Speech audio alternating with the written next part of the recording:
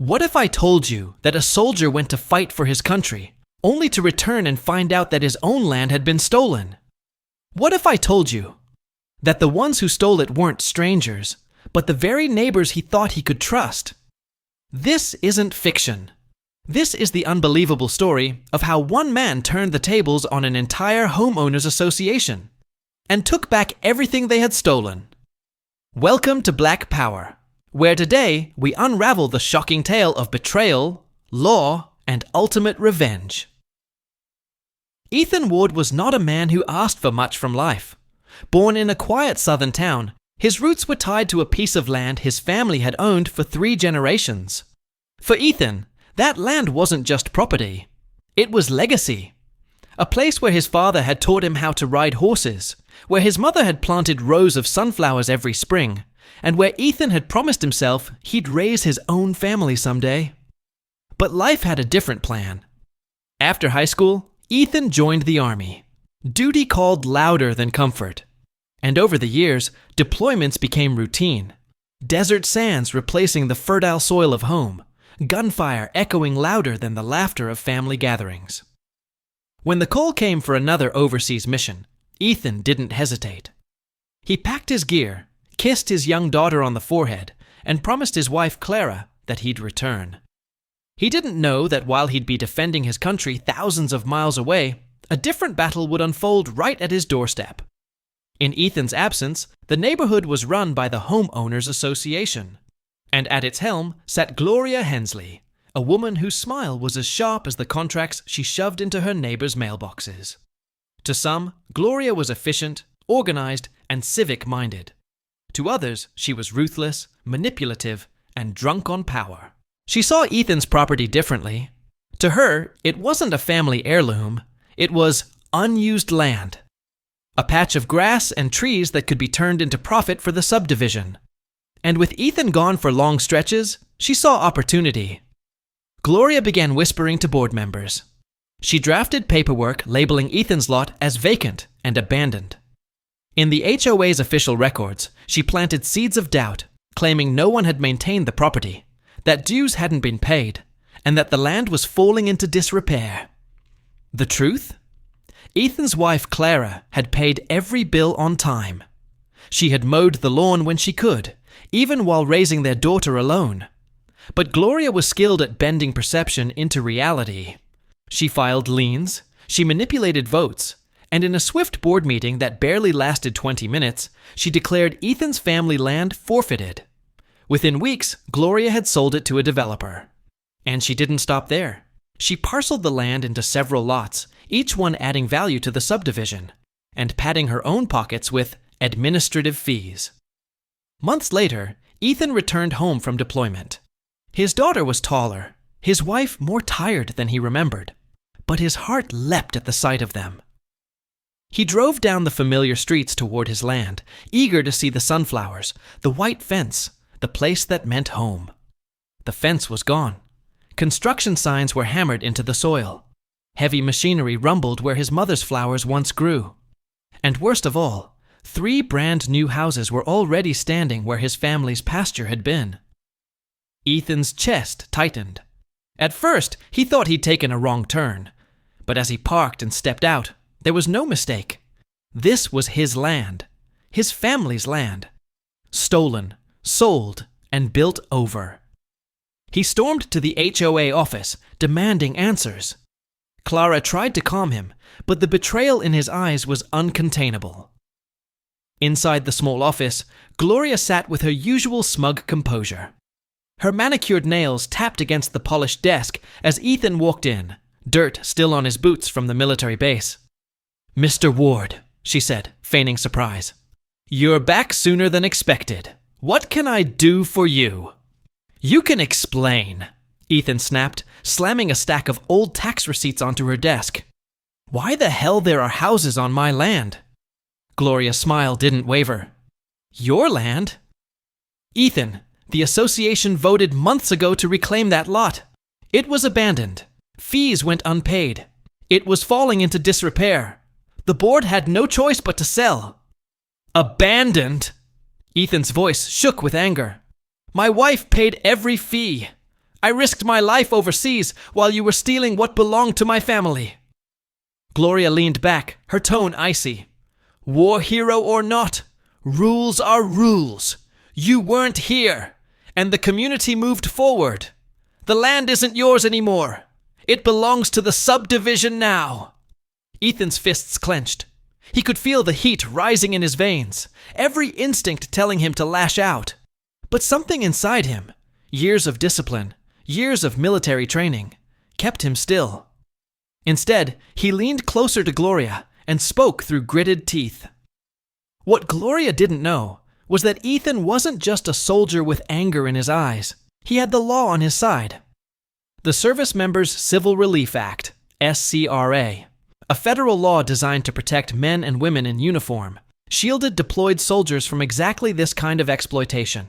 Under SCRA, no foreclosure, no lien, no property seizure could legally happen without a federal court order while a service member was deployed.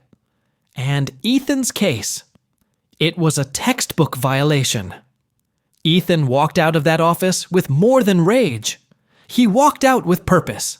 He called a fellow soldier who had become a JAG officer. He sent documents, deployment papers, and receipts proving his family's payments. Within days, a federal investigation was underway.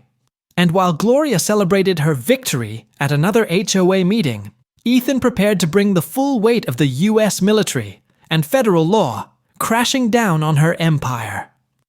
Ethan Ward drove home in silence, his knuckles white against the steering wheel. Clara sat beside him, clutching the deployment papers he'd grabbed from his desk. Their daughter slept in the back seat, her small hand curled around a stuffed bear. Clara finally broke the silence. "Ethan, what are we going to do? They've already built houses. People live there now. How can we fight that?" Ethan's jaw tightened. Because what they did wasn't just wrong, it was illegal. They thought I was gone, easy to push around. But they forgot one thing. I don't quit. Not on the battlefield, not here. He wasn't exaggerating. The Service Members Civil Relief Act was clear. Property couldn't be foreclosed, sold, or seized while a soldier was on active duty. And Gloria hadn't just broken a neighborhood rule. She had violated federal law. That night, Ethan sat at his desk, flipping open his laptop. He typed an encrypted message to Captain Ryan Mercer, an old friend who had transitioned from active duty into the Judge Advocate General's Corps, the military's legal branch. "Ryan, I need your help. HOA sold my land while I was deployed. They called it abandoned. My wife paid everything. Houses are standing there now. I need to know what the law says and how to fight this. Ethan, this is serious. What they did violates SCRA on multiple levels. Send me every document, HOA notices, receipts, deployment orders. If this is as clear as you say, we're talking federal jurisdiction. And trust me, judges don't take kindly to people exploiting deployed soldiers." Ethan exhaled for the first time that day. For the first time since seeing bulldozers on his land, he felt the ground steady beneath him. The next few days were relentless. Ethan and Clara dug through old files, HOA letters, bank statements, digital records. Clara pulled out a box filled with every receipt she'd meticulously saved, each one proof that their dues were paid. At night, after putting their daughter to bed, they spread papers across the kitchen table. Ethan highlighted Gloria's false claims, abandoned, unpaid, unmaintained, and paired them with undeniable proof to the contrary. Clara shook her head in disbelief. She knew I was paying. She just lied. Ethan placed a hand over hers. She thought no one would check. She thought being gone made me powerless. But she miscalculated.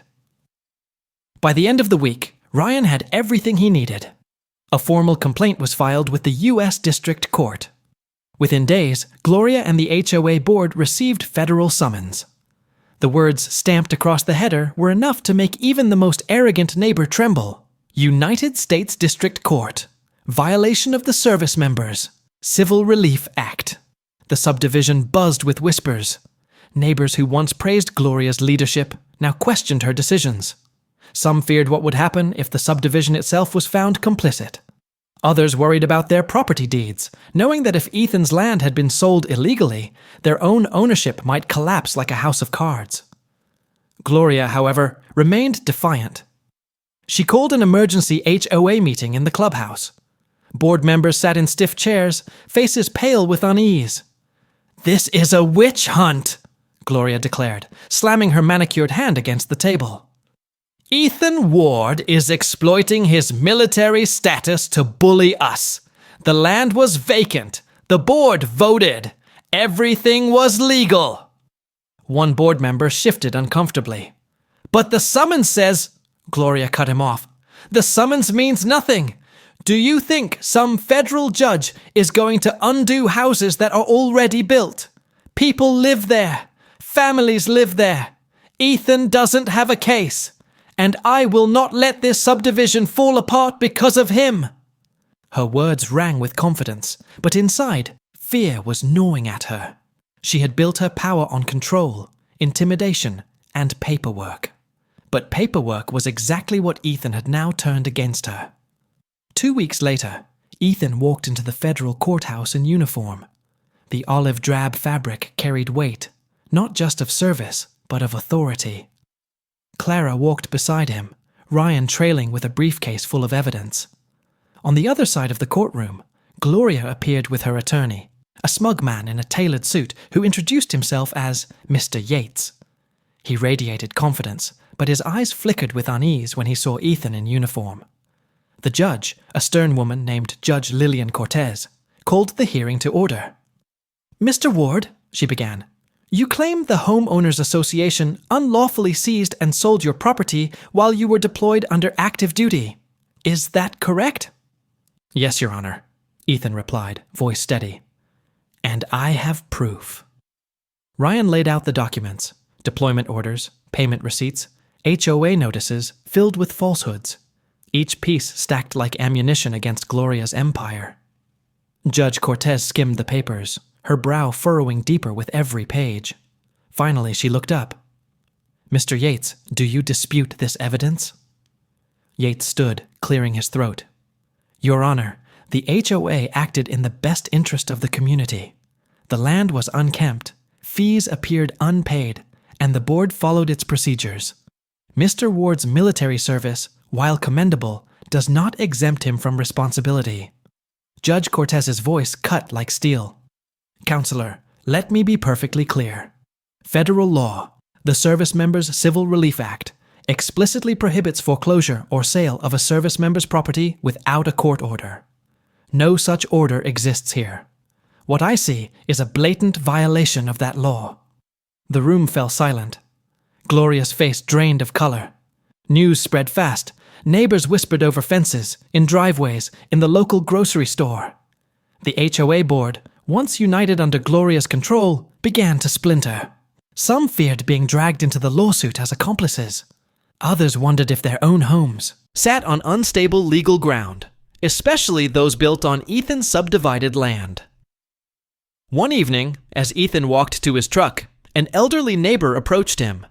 "Son," the man said, voice trembling, "I don't agree with what Gloria did. If you need me to testify about how your wife kept that property up, I'll stand by you." It was the first of many offers. Slowly, witnesses came forward, each testimony another nail in Gloria's coffin. Gloria felt the walls closing in. She stormed into Yates's office, slamming the court order on his desk. "Fix this," she hissed. "I don't care what it takes. Fix it." Yates leaned back, fingers steepled. "Gloria, I can't change federal law. This isn't small claims court. This is the U.S. government versus you. If we lose, you don't just lose face, you could lose everything." For the first time, Gloria realized she was fighting a war she couldn't win with charm, intimidation, or forged paperwork. And Ethan Ward wasn't backing down. That night, Ethan stood on the porch with Clara. The cicadas hummed in the warm air. "You think she'll back down?" Clara asked. Ethan shook his head. "No, people like Gloria don't back down. They dig deeper until they bury themselves. But I'm ready. They thought I was gone, that I couldn't fight. But I'm here. and I'm not fighting alone anymore." Clara slipped her hand into his. "Then we fight together." Ethan looked out over the darkened neighborhood, the houses standing on stolen land. He wasn't just fighting for himself anymore. He was fighting for every soldier who had been taken advantage of while serving their country. The weeks that followed were heavy with tension. Every time Ethan walked down the street, eyes followed him, some filled with sympathy, others with fear. The once proud subdivision was no longer united. It was fractured, divided between those who still clung to Gloria's authority and those who secretly prayed for Ethan to win. Judge Cortez had ordered a temporary injunction. That meant all transactions involving Ethan's land were frozen. The developer who had bought the lots couldn't sell, mortgage, or even rent the homes without risking criminal charges. Families who had moved into those houses suddenly discovered their deeds might be worthless. Gloria tried to calm them. She held emergency meetings, her voice as sharp as ever, insisting it would all blow over. But the cracks were widening. Every neighbor who had once voted in her favor now questioned whether their own homes were at risk. Ethan, meanwhile, continued his fight. He wasn't content with freezing the subdivision. He wanted justice. With Ryan's help, he pushed for not just restitution, but repossession. "Ryan," Ethan said one evening over the phone, "if we can prove my land was taken illegally, can the government seize the entire subdivision?" Ryan paused. "Ethan, it's possible. If the homes were built on unlawfully obtained property, the deeds could be void. That means every house standing on your family's land could legally revert back to you." Ethan's voice was low, steady. "Then that's what we'll do." The pressure mounted. Gloria began receiving letters, not just from the court, but from the Department of Justice. She ignored the first one, then the second. By the third, her attorney Yates was begging her to settle. "You don't understand," he told her, his voice cracking. "This isn't just civil anymore. If they prove willful violation of SCRA, you're looking at criminal charges, fines, maybe even prison." Gloria's hands trembled, though she tried to hide it. "No, I built this subdivision. I won't let it crumble because of one soldier." But it wasn't just one soldier. Ethan had the backing of his unit.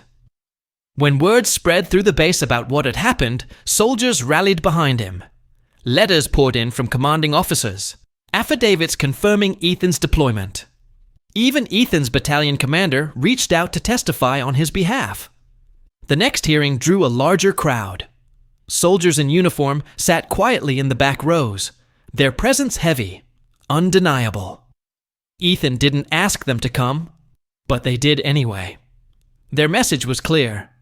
Harm one of us, and you face all of us. Gloria tried to hold her composure as she entered the courtroom, but her confidence faltered when she saw the sea of uniforms.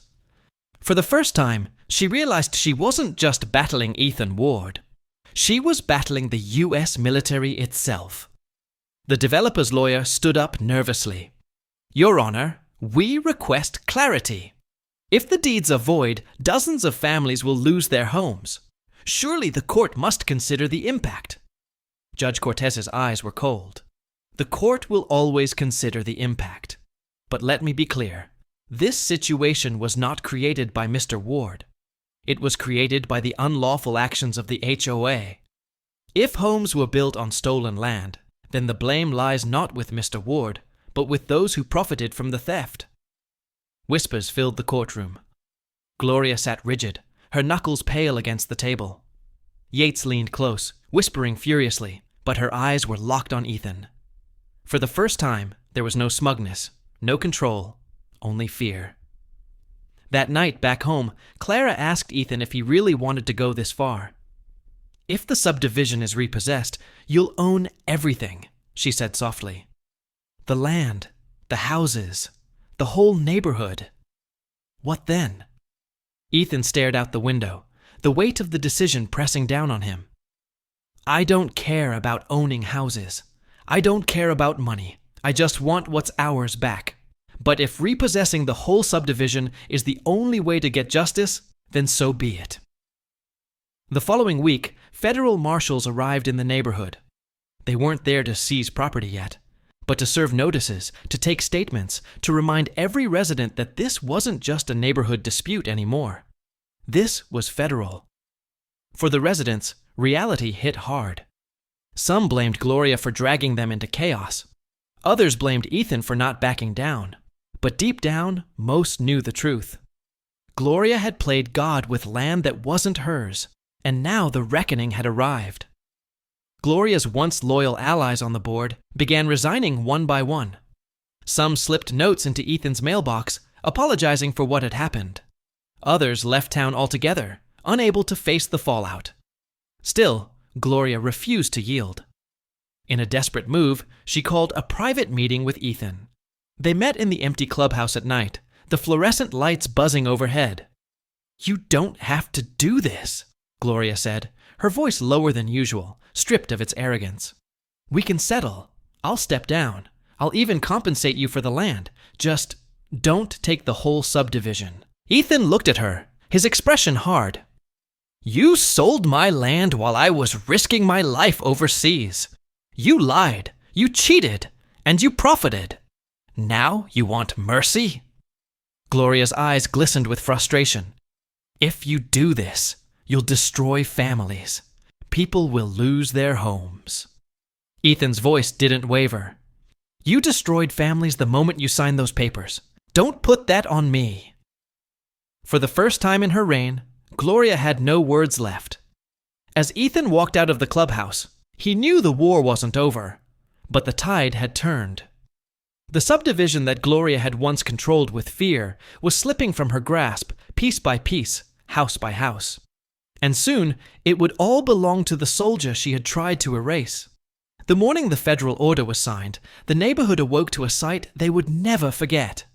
Black SUVs rolled through the gates of the subdivision, followed by government vehicles bearing the seal of the United States Marshals Service. Neighbors peeked through blinds as uniformed officers stepped out, clipboards in hand, their presence calm but undeniable. This was no longer an HOA dispute. This was a federal repossession. Ethan stood at the edge of the street, his uniform pressed, his medals pinned. Clara was beside him, her hand steady on his arm. He hadn't asked to be the face of this operation, but here he was, watching as the military and the law converged to correct what Gloria had done. Federal marshals approached Gloria's home first. Her porch, once decorated with seasonal wreaths and immaculate potted plants, now looked like the stage of her downfall. She answered the door in her robe, her eyes bloodshot from sleepless nights. "Mrs. Hensley," one marshal said firmly, handing her a thick envelope. "You are hereby notified that pursuant to the Service Members Civil Relief Act, the sales and transfers of the ward property are null and void. The deeds of all homes constructed on said property are subject to repossession pending further court order." Gloria's lips trembled. You can't just take homes from people." The marshal's gaze didn't flinch. "We're not taking them from people. We're returning them to the rightful owner." Word spread quickly. Families who had moved into brand new houses suddenly found marshals at their doors, explaining the legal mess they were entangled in. Some cried, some yelled, but most directed their anger at Gloria, realizing her greed had placed them all in this nightmare. Ethan didn't celebrate. Watching parents carry boxes out of homes built on his land was not victory. It was collateral damage. He reminded himself of one truth. None of this would have happened if Gloria hadn't lied. Still, his heart was heavy. Later that afternoon, Ethan sat across from Ryan in a temporary legal office set up at the courthouse. Ryan laid out the official repossession documents. "Ethan, this is unprecedented," Ryan said. "They're not just giving your family's lot back, they're recognizing the entire subdivision expansion as illegal. That means every parcel sold after the HOA's false claim reverts to you." Ethan stared at the paperwork, stunned. "So, I own it all now?" Ryan nodded. "Yes, the houses, the land, the profits, Everything built on what was once yours. Ethan leaned back, exhaling slowly. He hadn't asked for this. He only wanted his family's land. But now, by law, the entire subdivision was his. When the news broke, it rippled across the state. Headlines filled newspapers. HOA president caught in federal scandal. Deployed soldier wins land battle. Subdivision repossessed. Military backs veteran in historic SCRA case. TV crews parked at the gates, interviewing residents as moving trucks lined the streets. Some homeowners begged Ethan for leniency, asking if they could buy back their homes. Others cursed his name, refusing to see him as the victim. But Ethan stayed silent, letting the law speak for him. Meanwhile, Gloria's empire crumbled. She was forced to resign as HOA president. Lawsuits piled against her, not just from Ethan, but from the very residents she had once ruled. Her attorney Yates withdrew from her case, leaving her scrambling for representation she could no longer afford. One night, Ethan sat on his porch, watching the subdivision lights flicker in the distance. Clara brought him a cup of coffee, sitting beside him in the cool night air. "You did it," she whispered. Ethan shook his head. "We did it. And the law did it. But Clara, what do we do now? This isn't just our land anymore. It's everything." Clara looked at him, her eyes calm. "Then we decide what kind of legacy we want to build. Gloria built hers on greed. We'll build ours on something better." Ethan nodded, but deep down, he knew the final battle wasn't over. Gloria wasn't finished, and the court had one more hearing scheduled. The hearing that would determine whether Ethan would keep the subdivision permanently or whether the federal government would intervene with its own solution. Gloria had lost her crown, but desperate people fight hardest when they have nothing left to lose. And Ethan was about to find out just how far she would go to claw back the power slipping from her hands. The final hearing drew the largest crowd yet. The courthouse was packed. Neighbors, journalists, soldiers, and even state officials crammed into the gallery. The tension in the air was suffocating. For months, the subdivision had lived under uncertainty. Now, the judge would decide if the repossession would stand permanently. Gloria walked in, wearing a dark suit that hung loose on her frame. She looked older, her confidence stripped away. No entourage followed her this time. Only a public defender who shuffled papers nervously, clearly unprepared for the storm they faced. Ethan sat on the opposite side with Clara and Ryan. He was calm, steady. He didn't need to raise his voice or puff his chest.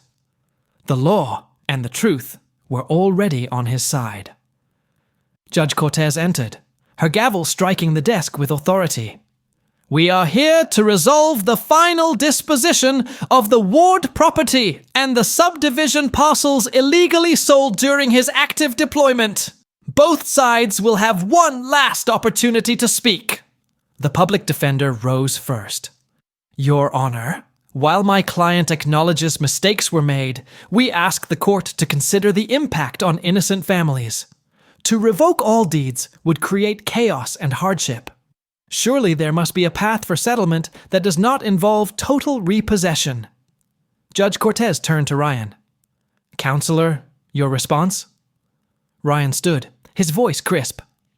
"Your Honor, hardship has already been created by the deliberate actions of Mrs. Hensley and the HOA. The Service Members Civil Relief Act was designed to prevent exactly this. To ignore its violation would not only fail Mr. Ward, but every service member who sacrifices for this country. We ask the court to uphold full repossession and transfer of property rights back to Mr. Ward." The judge leaned back, her expression unreadable. Silence stretched across the courtroom, broken only by the shuffle of papers. Finally, Judge Cortez spoke. "The evidence is overwhelming. The Homeowners Association knowingly and willfully violated federal law. This court cannot and will not reward such actions. Therefore, all transactions stemming from the illegal seizure of Mr. Ward's property are nullified. Full ownership of the subdivision parcels is restored to Mr. Ward." Gasps rippled through the room. Gloria's knees buckled, and she collapsed into her chair, her face pale as stone. The judge wasn't finished. Furthermore, due to the willful nature of this violation, this court refers the matter to the Department of Justice for criminal review. Mrs. Hensley, you may prepare for charges. Gloria's head dropped into her hands. For years, she had ruled the subdivision like a queen. Now, in a single ruling, her kingdom was gone. Ethan felt Clara's hand squeeze his. He closed his eyes for a moment, letting the words sink in. He had won. Not just for himself, but for every soldier who had ever been taken advantage of while serving their country. When they stepped outside the courthouse, cameras flashed, microphones thrust forward. A reporter shouted, "Mr. Ward, what will you do now that you own the subdivision?" Ethan paused, looking out at the crowd. Soldiers in uniform stood at the edge, watching him with quiet pride. Neighbors lingered in the background, uncertain of their future.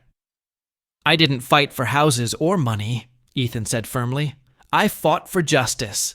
My family's land was stolen, and today the law proved that no one is above accountability. As for the subdivision, we'll rebuild it.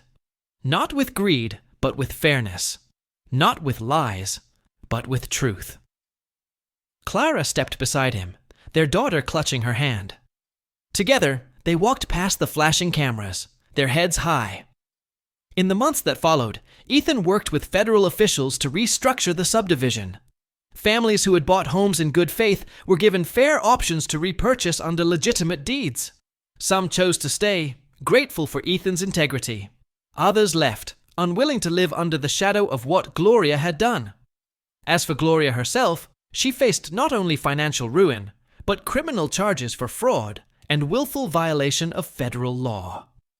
Her name, once feared in the neighborhood, became a cautionary tale whispered in HOA meetings across the country. One evening, as the sun dipped below the horizon, Ethan stood on his land, the original lot his family had owned for generations. The sunflowers Clara had planted swayed in the breeze. His daughter ran across the grass, her laughter filling the air. Clara came to stand beside him. "You kept your promise," she said softly. Ethan smiled faintly. "Which one?" "That you'd come back," she said, her eyes shining, "and that no matter what, you'd protect this family." Ethan looked out over the subdivision, his subdivision now, not as a prize, but as proof. Proof that when the law and the military stood together, justice could prevail. He put his arm around Clara and whispered, "This land was never just dirt and grass. It was our home. And now it always will be." The cicadas hummed, the night settled, and for the first time in years, Ethan Ward finally felt at peace.